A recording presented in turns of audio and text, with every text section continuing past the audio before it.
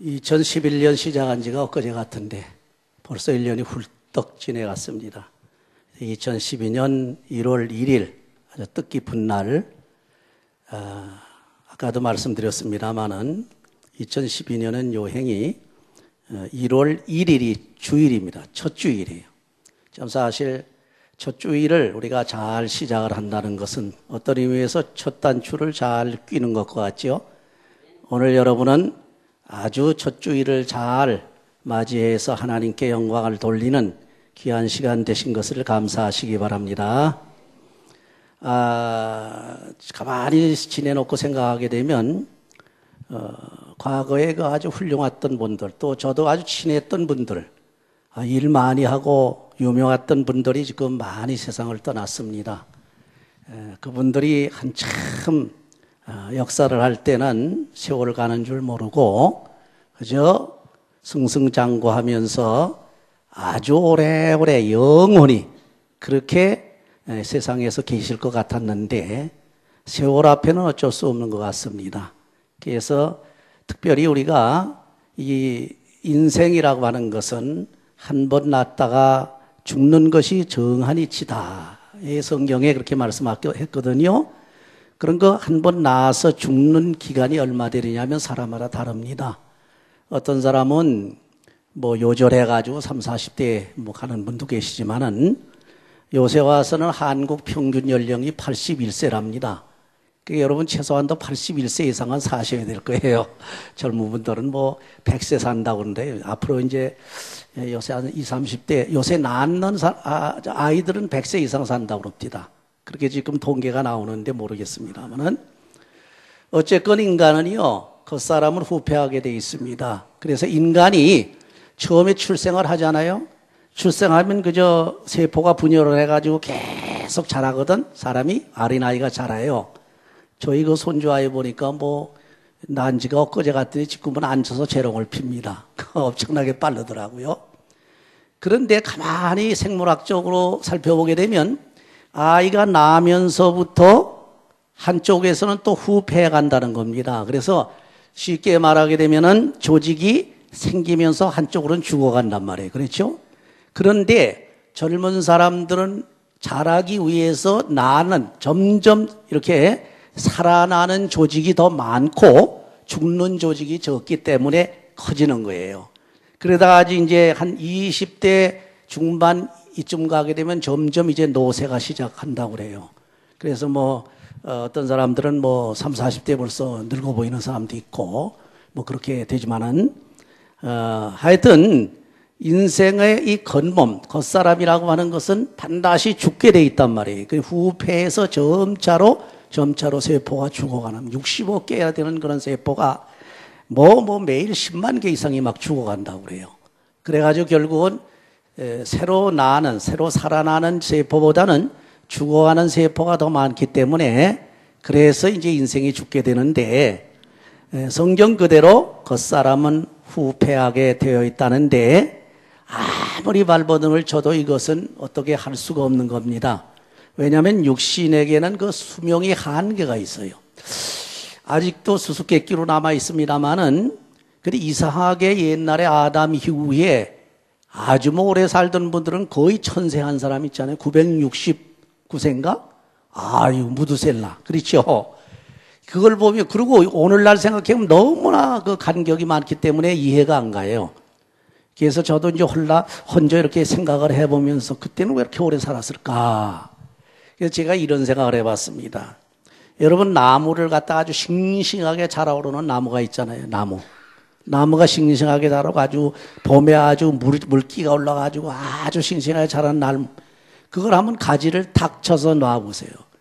가지를 친 다음에 바르게 시들지 않거든. 그렇죠? 아주 싱싱합니다. 그러다가 점점 이제 갈수록 시들어지는 거야. 근데 그래서 그런지는 몰라도 또 한 가지는 환경이 또 오래 살지 못하는 환경으로 바뀌었기 때문에 그렇지 않은가. 저하고는 이렇게 생각을 해보는데 어쨌건 인생은 겉사람은 후패하다가 마지막에 죽는다는 겁니다. 이것이 바로 육신의 수명의 한계가 있다는 거예요. 방금에도 말씀드렸습니다만 저희들 어렸을 때는요 60세가 거의 평균 연령입니다. 여러분 잘 아시는 그 북한 같은 데는 아직금도 뭐 40, 50이 평균 연령이 40이라고 그런 얘기가 나오는데 요 볼리비아, 요 가까운 볼리비아 남아메리카 가게 되면 거기 장로님이 사시던 분 우리 교회 나오고 계셨는데 그분 얘기 들어보니까 거기는 평균 나이가 평균 연령이 45세래요. 그러니까 우리 반도 못 사는 거죠. 어떻게 보면 반밖에 못 사는 거죠. 그런데 의학이 발달되다 보니까 점점 사람의 수명이 길어집니다. 지금 병들이 일어나게 되면 질병이 나타나게 되면 그걸 전부 낫게 하는 치료하는 그런 방법이 개발돼 가지고 엄청나게 개발이 됐어요. 뭐 지금 나노 로봇까지 발명이 돼 가지고 사람 몸속에 돌아다니면서 뭐 병균 다 체크하고 또 그 암 조직과 같은 조직만 골라서 공격을 해서 파괴하고 지금 이런 시기에 와 있잖아요. 그렇죠? 엄청나거든요.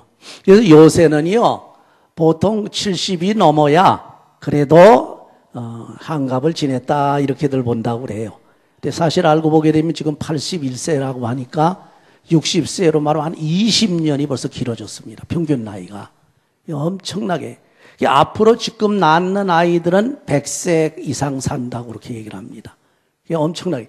앞으로는 100세가 넘어서 얼마까지 살는지는 모르지만은 그러나 이것도 한계가 있다는 게. 여러분 아시다시피 줄기세포 같은 있잖아요. 줄기세포. 엠브로잉 스템셀이라고 하는 줄기세포를 연구를 해가지고 그걸 지금 맞아가지고 아주 불치병을 고치고 또 아주 다시 재생할 수 없는 그런 세포를 다시 재생하게 하고 이 그래가 기적 같은 거 아닙니까? 근데 그걸 맞는 사람도 결국은 죽게 된다는 겁니다. 물론 그 어느 때 죽을는지는 모르겠습니다만 그럼에도 불구하고 육신의 수명은 한계가 있는데 그 이유는 뭐냐? 인간은 나면서부터 죽을 운명에 처했기 때문입니다. 왜 죽게 되느냐? 우리 성경대로 말하게 되면 범죄했기 때문에 죽는다고 그랬어요. 만약에 인간이 죽지 아니하고 계속해서 장구히 산다고 그러게 되면 이 성경이 틀리는 거고 하나님의 말씀이 틀리는 거거든. 하나님의 말씀에 보게 되면 분명히 죽음이라고 하는 우리에게 반드시 오는데 그것이 무엇으로 인해서 그렇게 되느냐? 죄의 값으로 그렇게 된다. 인간이 범죄했기 때문에 죽음이 찾아왔다는 겁니다. 이건 무엇을 의미합니까? 우리 겉사람은 아무리 발버둥 쳐도 죽을 때가 반드시 있다고 하는 사실이죠. 그런데 세상 사람들은 그저 육신이 죽으면서 그 영혼까지 이미 타락해서 죽었기 때문에 소망이 없습니다. 소망이 없는데 우리에겐 소망이 있단 말이에요. 우리 믿는 사람들에게 소망이 있는 건 뭐냐? 우리 믿는 사람들에게는 속사람이 있다는 겁니다. 이 속사람이 뭐냐? 중생한 사람, 거듭난 사람, 성령으로 거듭나서 하나님의 자녀가 된 그 새 사람을 속사람이라고 그러거든요. 근데 이 속사람이 세상에 있는 동안에는 이 육신에 갇혀 있습니다. 그래서 많은 제약을 받아요. 때로는 겉사람이 끌고 가고 막 이리 끌고 저리 끌고 돌아다니며 시달립니다. 겉사람은 육신의 욕심을 따라서 자꾸 욕심을 부립니다. 죄를 따라갑니다. 또 불의를 따라갑니다. 그러니 속에서 속사람은 얼마나 괴롭겠어요. 그 속에서 속사람은 탄식을 한단 말이에요. 그렇죠? 속에서 탄식을 하는 게. 그러니까 그 탄식하는 기도가 하나님 앞에 올려져서 하나님의 성령이 같이 하시니까 결국은 우리가 속사람이 계속 살 수가 있는 겁니다. 속사람은요, 새로운 피조물이라고 했어요. 본문에 보면 새로운 피조물이라. 다시 말하면 속사람은 하나님의 성령으로 거듭나서 하나님의 자녀가 되어가지고서 하나님 나라에 갈 수 있는 사람이기 때문에 영에 속한 사람이다. 이 속사람은 하나님에게서부터 났다. 그런 얘기입니다. 여러분 세상에서 우리가 하나님에게서부터 난 속사람이 없다고 그러면 소망이 없습니다. 인생이 어디서부터 났느냐는 얘기입니다. 어떻게 왔느냐? 인생의 출처를 모르고 왔다는 거예요. 믿지 않으니까 모르죠. 그렇죠? 그저 스스로 났다고 그래도 이해가 안 됩니다. 우리 어머니한테서 낳았지 아버지 부모님한테 낳았지. 그 부모님은 누구한테서 낳느냐? 할아버지 할머니한테서 낳았지. 할아버지 할머니 증조 할아버지 할머니한테 낳았지. 증조 할아버지 할머니 누구한테? 고조 할아버지 할머니 고조 할아버지 누구한테? 계속 끌고 올라가 봐야 끝이 안 나는 겁니다. 세상 사람들은 알 수 없게 돼 있어요. 그러나 성경에는 우리에게 가르치었어. 그렇죠? 그래서 쫙 끌고 올라가다가 다윗의 조상이 뭡니까? 다윗이 바로 조상, 그 위에 아브라함이 있잖아요. 그렇죠? 2세 위에 아브라함, 쭉 올라가면 아브라함으로 올라가고, 아브라함이 데라로 해서 쭉 올라가게 되면 또 누가 있습니까? 그 다음에는 아벨이 나온단 말이에요. 그렇죠? 에녹 물론 다 거쳐서 아벨이 나오고, 그 아벨이 나온다. 그 위에는 누구냐? 아담이다. 그 아담 위에는 누구냐? 아담 위에는 누굽니까? 하나님이시니라. 누가복음 2장에 기록이 되어 있거든. 그렇지요? 우린 족보를 분명히 알아요. 믿지 않는 사람들은 우리가 어디서 왔느냐 할 때 이것을 철학적으로 아무리 규명하려고 철학자들이 머리를 싸매고 덤벼들었는데 결국은 출처를 밝히지 못한단 말이에요. 우리가 어디서 왔는지. 그러면 또 하나는 뭐냐? 그럼 우리 인간이 죽게 되면 어떻게 되느냐 그 얘기예요. 예? 인간이 죽으면 어떻게 되느냐? 뭐 여기는 뭐 사람 많이 구구하게 얘기합니다. 뭐 종교마다 뭐 어떤 뭐 낙원에 간다, 또 뭐 어디에 간다, 뭐 불신자들은 그저 재와 같이 타서 없어진다, 뭐 아무것도 없다, 뭐 막 그러지만은 그것이 없다는 건 말이 안 돼. 우리가 벌써 영혼을 사모하는 마음이 있다는 거. 영혼의 세계가 있다는 것, 그리고 내 존재가 육신의 존재뿐만 아니라 영의 존재가 있다는 것을 벌써 우리 벌써 타고나는 우리 마음속에 다 알게 돼 있거든. 그렇죠? 다 이렇게 전천적으로 알게 돼 있어요. 그렇기 때문에 그건 무엇을 의미하느냐? 우리가 이 세상뿐이 아니고 내세가 있다는 증명이란 말이에요. 그렇죠? 그러니까 결국 내세에 어떻게 될 것인가에 대해서 고민을 하는데 이 문제가 해답이 없다는 겁니다. 그럼 우리 믿는 사람들이 이 문제를 해결할 수 있잖아요. 성경에 보면 분명히 우리가 죽은 다음에는 나중에 주님께서 오실 때 부활해서 영원하신 하나님 앞에 간다. 천국에 대한 확실한 신념을 가질 수 있다는 것. 그래서 우리는 하나님께로부터 나서 나중에 이 땅 위에 잠깐 장막을 치고 있다가 죽으면 어디로 가요? 하나님께로 돌아간다. 믿지 않는 사람들은요, 죽었다고 하는 걸 자꾸 돌아가셨다 그러는데, 그 누가 가르쳐 주지도 않았어요. 누가 가르쳐 주지도 않았는데 돌아가셨다고 그러거든. 참 희한하더라고. 그래서 또 영어로 말하면 또 pass away. 이렇게 지나쳐 갔다는 거예요. 이 세상을 지나치는 걸 잠깐 들렸다가는 세상으로 말하고 away 갔단 말이야. away가 어디냐 말이야. 돌아가셨는데 어디로 가셨냐 말이지. 돌아와서 턴업 해가지고 어디로 가셨냐 이게요. 이 문제란 그걸 모른다는 게. 세상 믿지 않는 사람이 이 문제를 가지고 고민을 하다 아무리 해도 안 되니까 결국은 아예 모르겠다 그냥 좋은 데 가면 됐지. 그래서 막연하게 우리 집사람 그 누구는 참 좋은 데 갔을 거야. 왜? 좋은 일을 많이 하고 착하게 살았기 때문에. 아주 누가 뭐라도 법 없이도 살 수 있는 사람이라고 그렇게 그 칭찬을 받던 분이니 천국이라는 말을 못하고 좋은 곳으로 가실 거다. 이렇게들 얘기하거든요. 그래서 성경에 보면 그게 아니야. 아무리 착하게 살아도 아무리 법 없이 사는 사람 같다 할지라도 예수 안 믿으면 천국에 못 가는 줄 믿으시기 바랍니다. 그게 바로 우리 기독교의 절대적인 진리인데 요 진리를 자꾸 양보하려고 그래요. 오늘날에 와서는. 그래서 불교당 무슨 교당 자꾸 교제한다고 그래가지고 그까지 양보를 하려고 그래요. 잘못된 거지요. 어쨌건 우리는 하나님께로 왔습니다.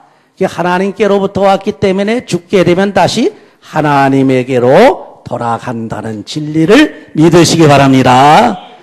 그러면 이 땅 위에 잠깐 우리가 머무는 동안에 우리 속사람이 우리 마음속에 있거든. 우리 육체 안에 있거든요.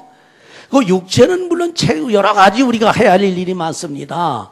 교회 오게 된 교회에서 할 일이 있고, 학교 가게 된 학교에 가서 일이 있고, 선생을 맡았으면 가르치는 직책이 있고, 그렇죠?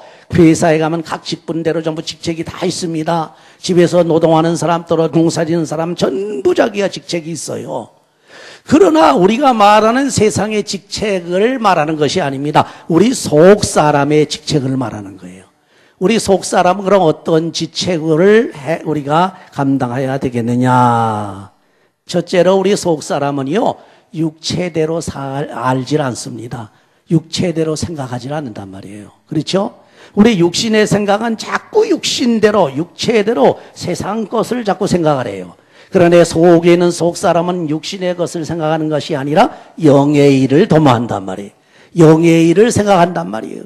그래서 영의 일을 하는데 내 속 사람은 무슨 영의 일을 하느냐 할 때 가장 중요한 것 중에 하나가 뭡니까? 하나님과 화목하는 일. 할렐루야.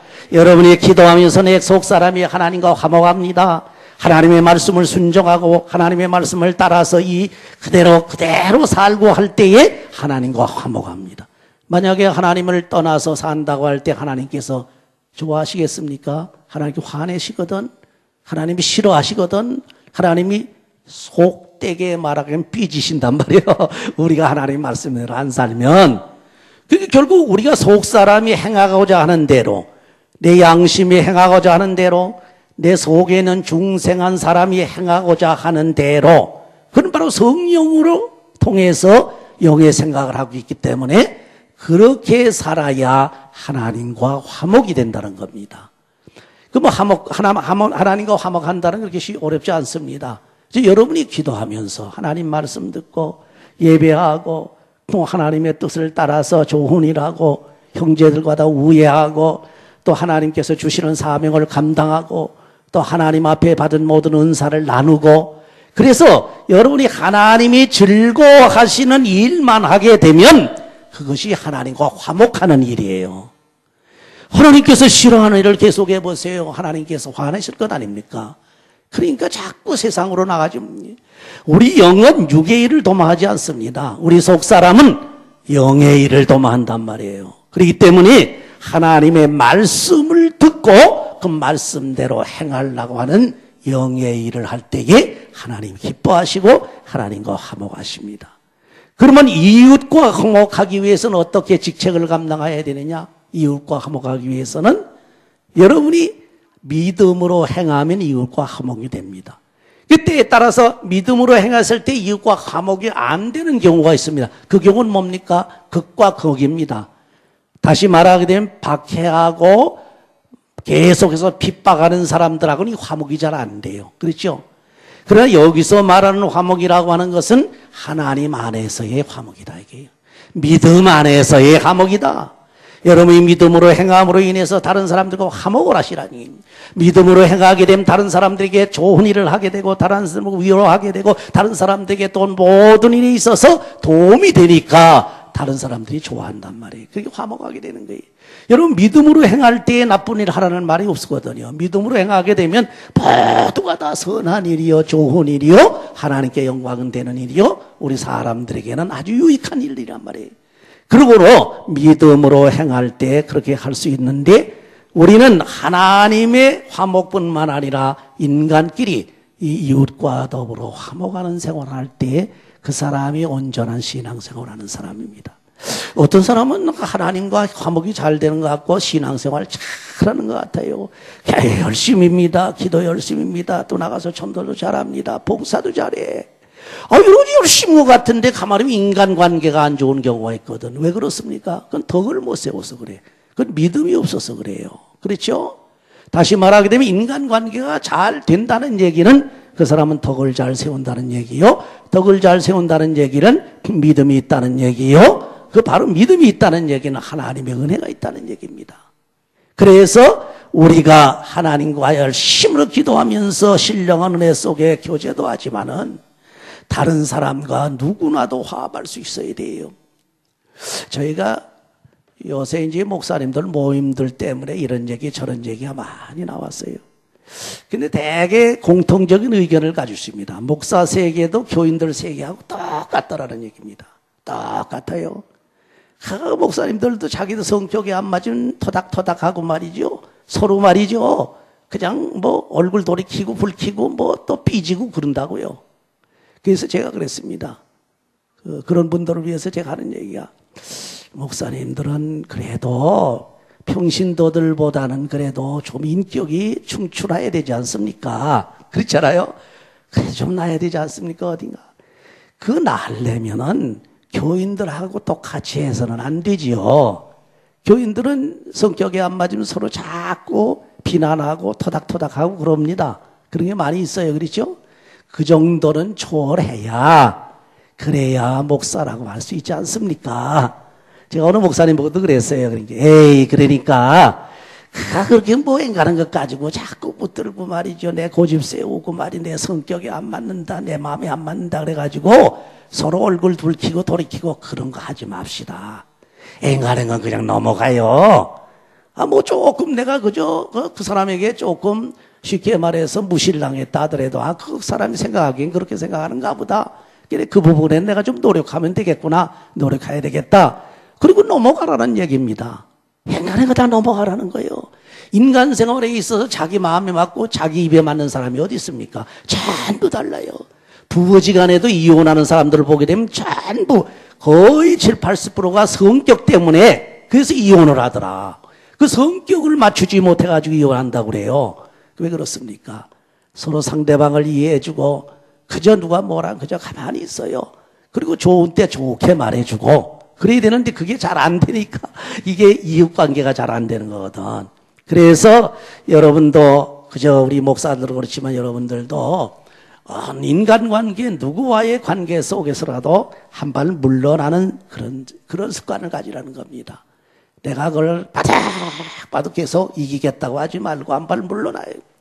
물러나서 가만히 시간이 좀 지나면은 그 쏜 사람이 그 공격한 사람의 그 탄알이 맞지 않으니까 이게 정신을 못 차리거든. 아이고 내가 정면으로 쐈는데 이게 안 맞았다. 진짜 맞아야 될 사람이 썽을 내고 바락바락 가야 될 텐데 저 아주 여유 있고 아주 그저 평화롭게 저런 걸 보니까 이게 맥이 없단 말이에요. 그렇죠. 쏜 사람이 아주 싱겁단 말이에요. 그러니까 그 쏜 사람이 그다음부터 안 쏜단 말이에요. 그런 사람한테는. 그래서 우리가 여기 있는 그대로 우리 속 사람이 시킨 대로 하게 되면은 어떻게 됩니까? 하나님께 먼저 화목이 되고 인간과도 화목이 된다는 겁니다. 하나님과 화목이 되고 인간과 화목이 되는 사람이 가장 훌륭한 신앙이 돼요. 가장 훌륭한 믿음을 가진 사람입니다. 어떤 사람들이 인간관계는 또 잘하는 것 같은데 또 신앙생활 안 해. 주일도 안 지키고 기도도 안 하고 찬송도 안 하고 성경도 안 읽고 말이죠. 하나님의 일도 안 해. 이게 또 문제란 말이죠.